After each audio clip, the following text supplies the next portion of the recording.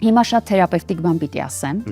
որովհետև անկախ տարիքից մենք կարող ենք այդ քիմիան, ճակերտել, զգալ ցանկացած տարիքում եւ անգամ շատ վտանգավոր մարդկանց նկատմամբ։ Եթե խոսեմ կանանց մասին, կանայք շատ ուժեղ էմոցիոնալ շարժ են զգում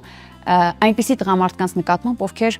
հարբեցող են, թմրամոլ են, շատ աղջիկների կանանց հետ փորձառություն ունեն, ինչու, որտեղ այդ տղամարդիկ գիտեն ինչպես գրավել։ Եվ իրենք երբ որ հանդիպում են մի տղամարդու հետ, ում հետ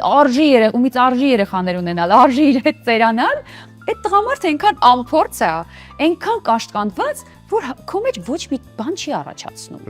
Եթե մենք հասուն տարիքում գնանք այդ այ թիթեռնիկներ, փշաքաղվեցի, սիրտս խփեց, մենք կարող ենք այնպիսի ողբերգական որոշումներ կայացնենք, որ դա կարճաժամկետ լինի։ Եվ այսօր մենք ինչ ենք տեսնում 21-րդ դարում։ Սիրտս խփում է ամուսնանում, էլ չի խփում ամուսնալուծվում եմ։ Եվ մարդիկ ունեն 3, 4, 5 անգամվա ամուսնալուծության փորձառություն։ Ամփոփելով, ես կարող եմ շատ բան զգալ, բայց որքան անձը հասունանում է, արդեն իրեն զգացմունքները չեն առաջնորդում, այլ մտածողությունը, ռացիոնալ կողմը։ Ես միշտ աղջիկներին ասում եմ, այն ինչի մասին դու հիմա խոսում ես, օրինակ, ամուսնացածը սիրահարվել է, ուզում է ամուսնալուծվել, կամ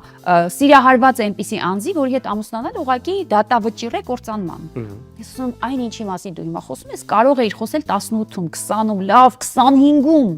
բայց դրանից ավելի հասուն տարիքում անկարելի է, որ մարդը որոշում կայացնի, գնա այդ հարաբերություններին զգացմունքներով եւ այլն։